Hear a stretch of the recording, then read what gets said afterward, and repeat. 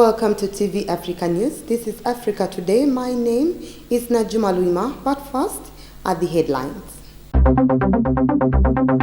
Journalists react on police brutality. UN condemns attack on Ugandan journalists. For challenge Butera appointment as Deputy Chief Justice in High Court. And in sports, Uganda Hippos go down fighting against Cameroon in AFCON Under-20 tournament.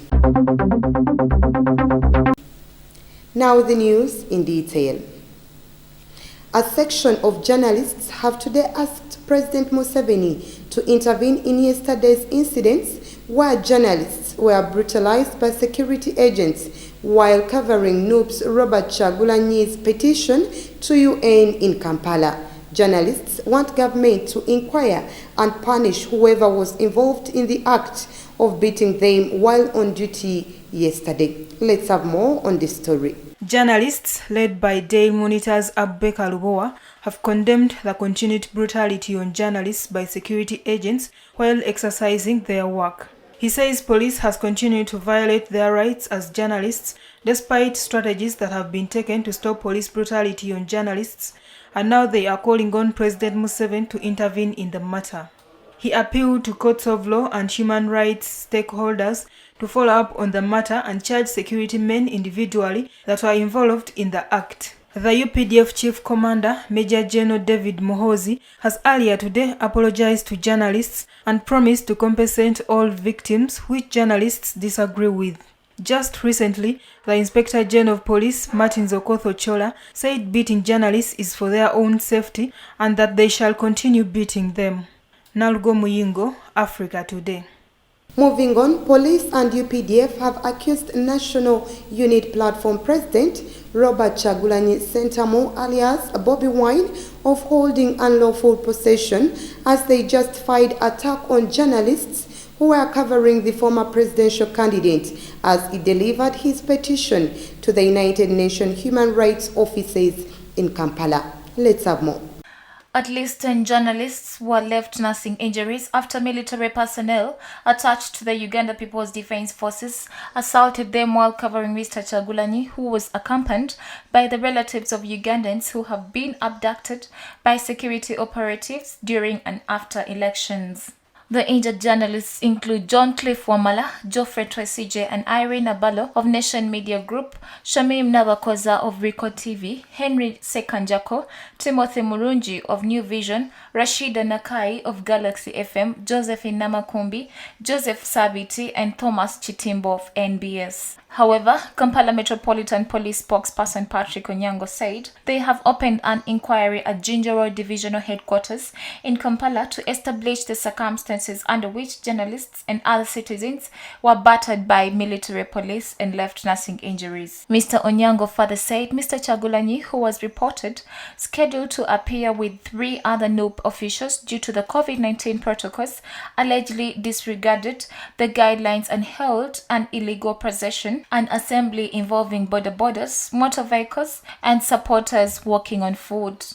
Meanwhile, U.S. Ambassador Natalie Brown condemned the incident and called for a probe. The UN urged the Uganda government to immediately investigate the attack and ensure those responsible are brought to justice, according to the release. Away from that, a group of concerned citizens have asked High Court in Kampala to order Deputy Chief Justice Richard Butela to immediately vacate his office, arguing that the process of his appointment was tainted with irregularities, hence unconstitutional. Let's have more.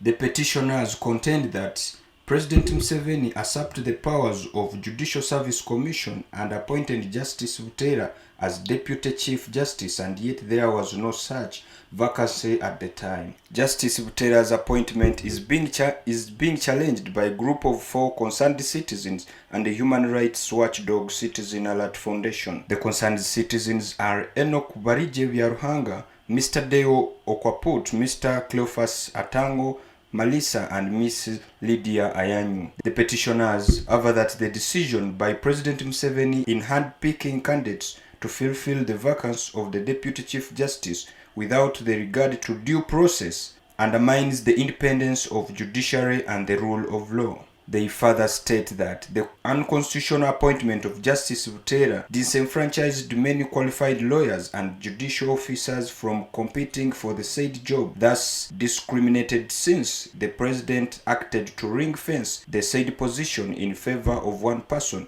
without regard to merit. Petitioners fault Justice Butera for having acted unprofessionally when he accepted an illegal appointment to an office in the judicial service for which he was never an applicant, interviewed or recommended, and ought to be removed and barred from contesting for the same job in the subsequent interviews. They also faulted the Judicial Service Commission and the Parliamentary Commission for allegedly failing in their mandate to prevail over President Museveni's illegal appointment of Justice Butera as Deputy Chief Justice. Article 142 of the Constitution provides that the Deputy Chief Justice shall be appointed by the President, acting on the evidence of the Judicial Service Commission and with the approval of Parliament. But the petitioners claim that this constitutional provision was overlooked as there was advice from the Judicial Service Commission to the President to appoint Justice Butera as Deputy Chief Justice. There was no vacancy at the time. Justice Butera was appointed to the said position in August last year, replacing then Deputy Chief Justice Owiny Dolo, who had been elevated to the position of Chief Justice following the retirement of Chief Bat Katurebe. Kachanchu Mtabazi, TV Africa News. Let's take a very quick short break. We will be right back.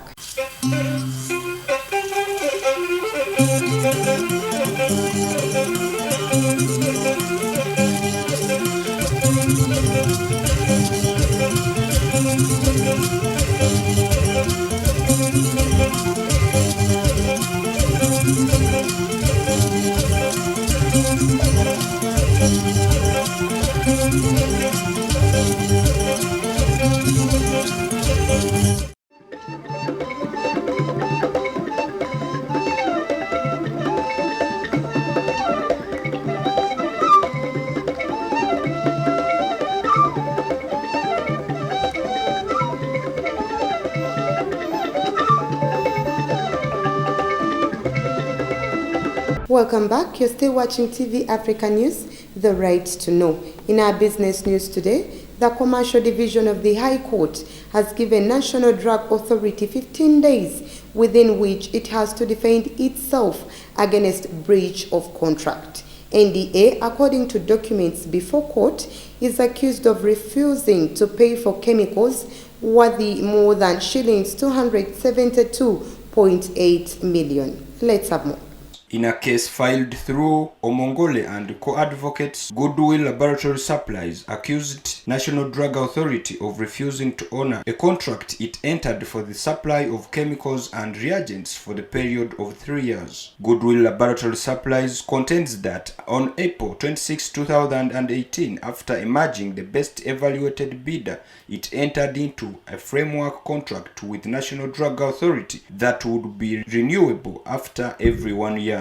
Subsequently, through various requests, Goodwill Laboratory Supply supplied variously, after which it issued invoices, some of which were paid while others remained unpaid. Details indicate that Goodwill Laboratory Supplies was only paid for 3 local purchases orders, but an outstanding of shillings 272.8 million remains unpaid. Therefore, the company is praying that court forces National Drug Authority to pay the outstanding sum with an interest of commercial rate of 25% per annum. According to the summons signed by the Commercial Court Registrar, National Drug Authority must within 15 days file its defense, failure of which court will pass judgment for the rights claimed. Goodwill Laboratory Supplies claims several attempts to recover the outstanding amount have been frustrated with reminders for the payment being ignored.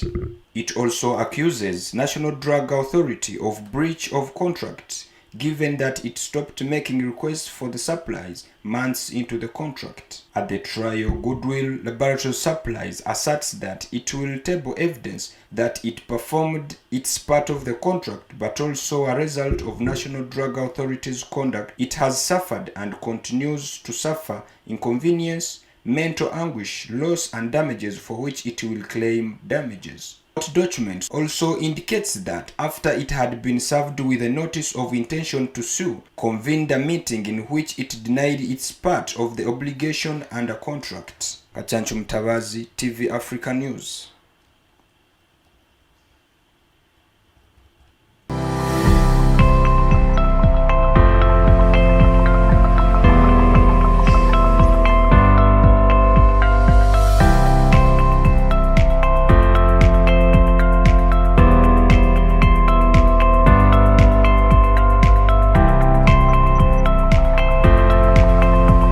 In our health news today, Zanzibar's first Vice President Saif Sharif Hamad, a 77-year-old who had been undergoing treatment for COVID-19, has died, the government announced the news today. And Senegal received 200,000 doses of China's COVID-19 vaccine Sinopharm on Wednesday, purchased at around $3.8 million according to the country's finance ministry. Our reporters have details from both countries. Hussein Mwinyi, the president of the semi-autonomous island region of Tanzania, East Africa, announced 7 days of mourning with the flag flown at half-mast. The cause of death has not been made public, but on January 31st, Hamad was hospitalized in the archipelago after testing positive for coronavirus. John Magufuli, Tanzania's president, sent messages of condolence to Mwinyi and the people of Zanzibar on the untimely death of the leading opposition figure, who was also the chairman of the Alliance for Change and Transparency Party. Nearly 1.3 million more vaccine doses are also expected to arrive via the World Health Organization's COVAX initiative. The urgency today is to protect health workers on the front line against the pandemic. It is also to protect people over 60 years old and those living with comorbidity. They will begin vaccinating people in these three categories as they are the priority. For vaccine storage, cold rooms have been installed and the country has received 1,117 World Health Organization approved freezers. President Seo said they have already started the process of acquiring other batches of the vaccine in the next few weeks for a total of 6,790,000 doses that will allow them to begin the mass vaccination phase. For TV Africa News, Nalgo Muyingo reporting.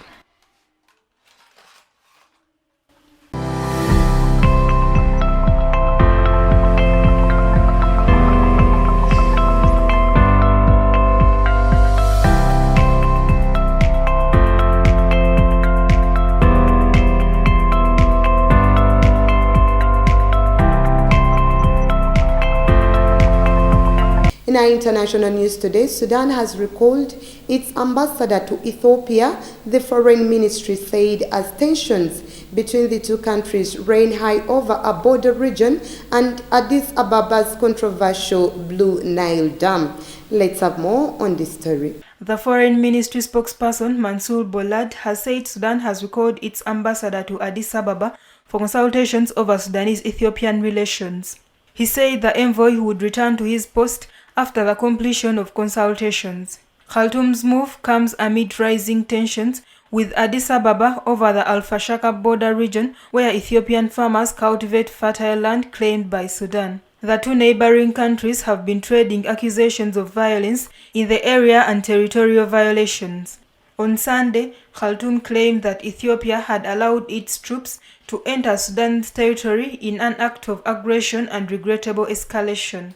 Khartoum has since last month banned aircraft from flying over the Al-Fashaka area after alleging that an Ethiopian military aircraft entered its airspace, a claim denied by Addis Ababa. The fighting sent some 60,000 Ethiopian refugees fleeing into Sudan.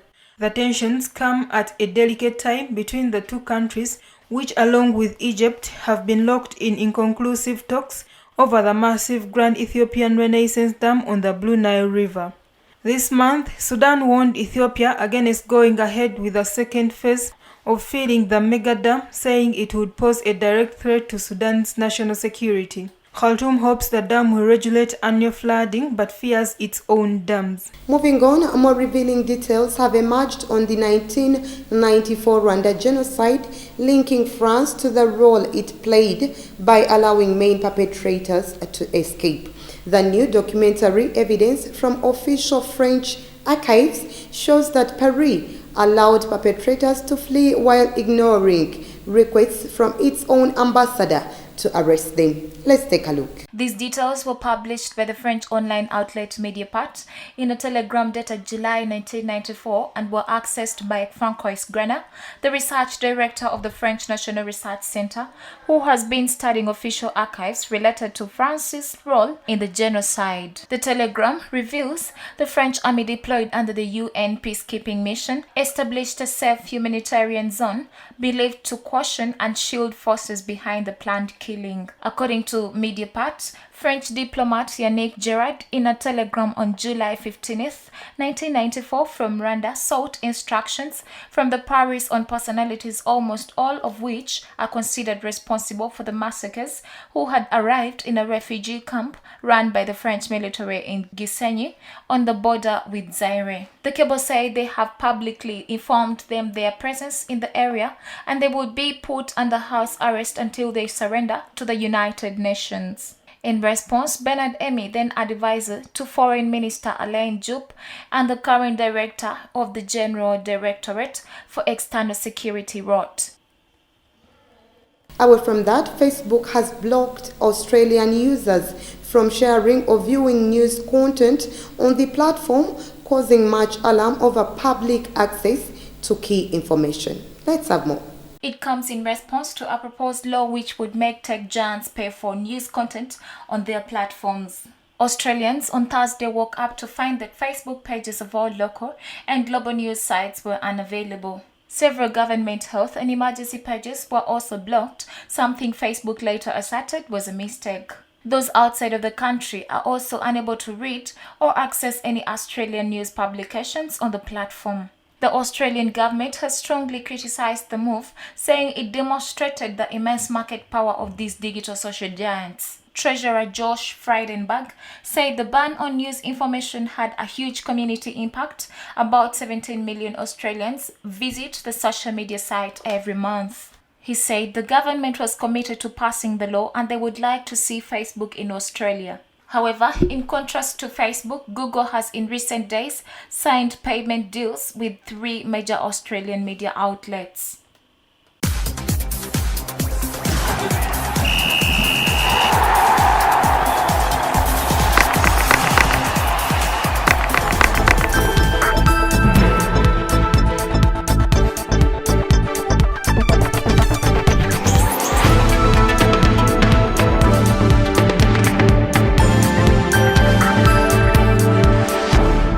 In our sports news today, Uganda lost its first game at the ongoing Africa Under-20 Cup of Nations in Mauritania yesterday, suffering defeat at the hands of Cameroon. Let's have more.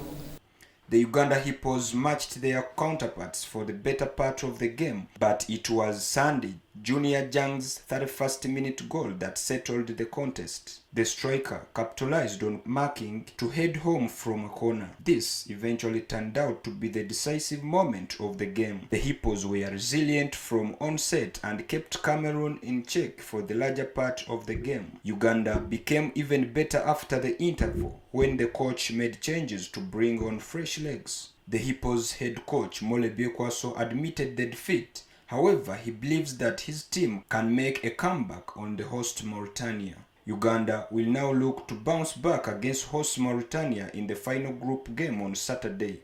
Mauritania beat Mozambique 2-0. Kachanchu Mtabazi, TV Africa News. We try as much as possible. When you are good in attack, sometimes you are bad in defending. It's very, very sometimes hard to balance all the departments.